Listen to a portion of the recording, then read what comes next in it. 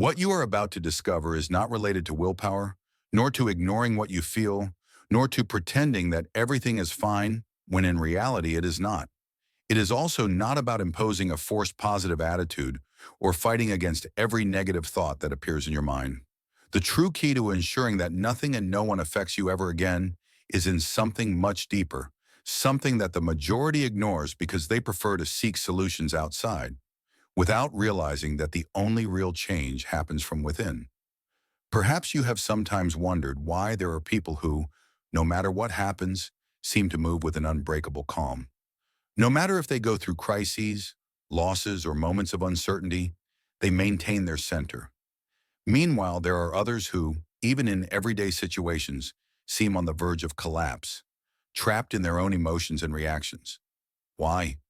Is it a matter of luck, personality, or is there a hidden principle that separates those who master their inner world from those who are slaves to it? Here is where the majority is mistaken.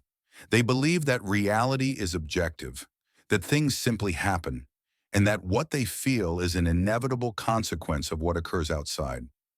But this is not true. Everything you experience, absolutely everything, is filtered by the way you interpret life, by the beliefs you have dragged along forever, by the emotions you have not learned to manage. It is as if you were wearing glasses tinted with a specific color. No matter what you have in front of you, you will always see it through that filter. And if that filter is distorted by fear, resentment, or guilt, then the world will reflect exactly that. Not because life is unfair, but because you cannot see beyond what you carry inside. But here is the key that no one has told you. It is not about avoiding pain or evading difficult emotions. It is not about being immune to everything that happens around you. It is about transforming the meaning you give to each experience, reprogramming the way you perceive reality, learning to turn each emotion into a tool for growth instead of a burden that keeps you trapped. Because the truth is that reality is not imposed, it is interpreted. And when you understand this, when you learn to take control of that interpretation, you discover that you can choose the way you respond to any situation, and in that moment, you become free. Today, I'm going to show you exactly how to do it, not with abstract theories, but with principles that have been used by those who have achieved an inner peace that does not depend on anything or anyone. You will discover how to transform fear into clarity, how to make negative emotions work in your favor instead of against you, and how to reach a state of imperturbable serenity no matter what happens in your life. What you are about to understand can change everything, but only if you are willing to look inside yourself and question everything you have so far taken for granted. Because in the end, it is not what happens that determines your peace. It is the way you decide to live it. And when you discover how to transform that process, you will realize that nothing and no one can affect you in the same way ever again. How would your life be if you could take off those invisible glasses that distort what you see and experience the world without the burden of your fears, limiting beliefs, and repressed emotions? The human mind is a complex labyrinth, a space where each thought, each reaction, and each emotion is shaped by deep layers that we rarely explore consciously. Carl Jung, the visionary psychoanalyst, understood this better than anyone. He described the psyche as an iceberg. The visible part is superficial consciousness, but beneath it hides a vast subconscious, a territory where our past experiences, traumas, insecurities, and most importantly, our projections about the world are stored. What we do not make conscious governs us, and everything we ignore within ourselves does not disappear, but manifests in reality as if it were an inevitable destiny. Think about how fear filters into your life, many times without you realizing it. It disguises itself as doubt when you wonder if you are good enough to try something new. It hides in procrastination when you postpone what you really desire, but are terrified of failing. It manifests in relationships where you give too much just because you fear rejection or loneliness. Jung taught us that fear, like any other emotion, is not an enemy. It is a disguised teacher, a signal pointing to something inside you that still needs to be recognized. But most people, instead of listening, fight against their emotions. They repress what they feel, convince themselves that they should not be sad, that they should not be angry, that they should be strong all the time. And that is where the problem begins, because what you resist persists. A repressed emotion does not disappear. It becomes a weight you carry daily, a voice that whispers in the back of your mind, a blockage that prevents you from moving forward without you even realizing it. Imagine a storm. The wind blows with fury, the rain pounds with intensity, the sky darkens. You try to resist, to push the wind with your hands, to stop the rain, to contain the force of the sky. But the more you fight, the more exhausted you become. The storm does not stop because you face it with rage, but when you simply allow it to pass. That is how the mind works.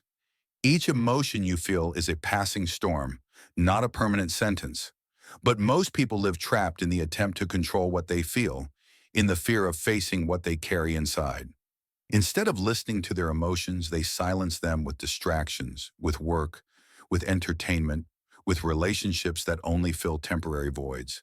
And so they continue avoiding what really needs to be seen. But what would happen if, instead of fighting what you feel, you simply stopped? If instead of ignoring your sadness, you observed it?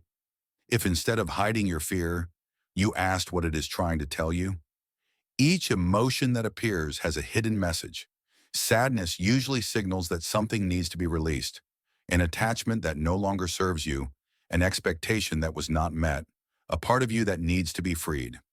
Fear reveals beliefs that are limiting you, deeply rooted ideas that you are not enough, that you do not deserve what you desire, that failure is something you must avoid at all costs. Anger, which we so often try to suppress, is actually a reminder that your boundaries are being crossed, that something in your environment is not respecting your true self. When you start to see your emotions not as obstacles but as guides, something inside you changes. And when your inner world changes, the external world does too. Now think about a situation in which you would normally react automatically, perhaps an argument with someone close, a conflict at work, a moment when you feel insecure or attacked. Instead of acting on impulse, pause, breathe, observe the scene as if you were a spectator, someone who sees everything from the outside without attachment. Ask yourself, what part of me is reacting at this moment? Is it really the external situation that affects me, or is it something inside me that was already there? The answer to these questions can completely change your way of living, because when you understand that what happens outside only has power over you, if there is something inside you that allows it, you start to regain control. Jung spoke of the concept of the silent observer, that part of consciousness that does not get dragged by emotions or external circumstances, that space within you that, no matter what happens, remains calm. When you access that part of your mind, you discover that nothing and no one has the power to affect you unless you give them that power. Every time something destabilizes you, it is not because the world is unjust or because people harm you, but because there is something inside you that still needs to be worked on. And there lies the true key to achieving an unbreakable peace, not in changing the external world, but in transforming the way you experience it. When you achieve this, storms no longer frighten you because you understand that they are temporary and that behind each one of them, there is an opportunity to grow. If you deeply analyze that thought, you will notice that it is not yours. It was something you heard, that you absorbed at some point in your life, and that, without realizing it, you adopted as an absolute truth. But here is the key. You do not have to keep holding on to it. Imagine for a moment that from today, you decide to change the narrative, that instead of repeating to yourself that you are not enough, you begin to integrate the idea that you have always been capable, that the only thing that has held you back has been the story you told yourself. What Jung taught us is that the unconscious does not distinguish between what is real and what is imagined. It only responds to the programming we give it. If you begin to feed your mind with beliefs that strengthen you, your external reality will inevitably start to reflect it. Now let's put this in a real context. Think about someone who has spent their entire life with the constant fear of not being loved. Perhaps since childhood, they learned that they had to earn the love of others with effort, pleasing everyone, sacrificing their own well-being for external approval. And now as an adult, they live with the feeling that they are never enough, that they must keep striving to avoid being rejected. How can they break this cycle? The first step is to see it with clarity. Jung spoke of the integration of the shadow as the act of bringing to light what has been hidden within us. When this person realizes that they have lived trapped in a pattern of fear of rejection, they begin to reclaim their power. They realize that their value does not depend on the validation of others, but on how they perceive themselves. And then something changes. They begin to set boundaries, to say no without guilt, to prioritize themselves without fear of being abandoned. And the most incredible thing is that, by doing so, the people around them also change. They no longer seek them out just for what they give, but for who they are. And there, the cycle breaks. Another case, someone who has always believed that failure is a humiliation.